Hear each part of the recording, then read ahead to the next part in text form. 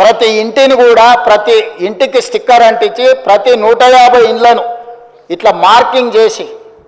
ఈ రకంగా 150 ఇండ్లను ఒక యూనిట్ కింద ఒక బ్లాక్ కింద గుర్తించి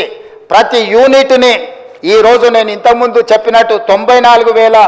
పైచిలకు యూనిట్లుగా గుర్తించి వీటి ప్రతి ఏరియాకు ఒక్కొక్క ఎన్యూమరేటర్ని ఇచ్చేసి ఈ 150 ఇండ్లను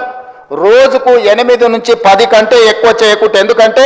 10 కంటే ఎక్కువ చేస్తే వాళ్ళు తొందరపాటులో హడావిడిగా చేయాలన్న నిర్ణయంతో వాళ్ళు తప్పర్లు జరగడానికి అవకాశం ఉంటుందని చెప్పి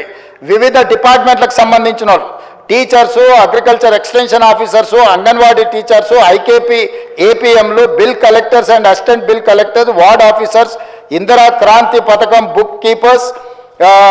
chairman, environment engineers, Panchayat Raj secretary, junior assistant, record assistant, typist, work inspector, ఇట్లా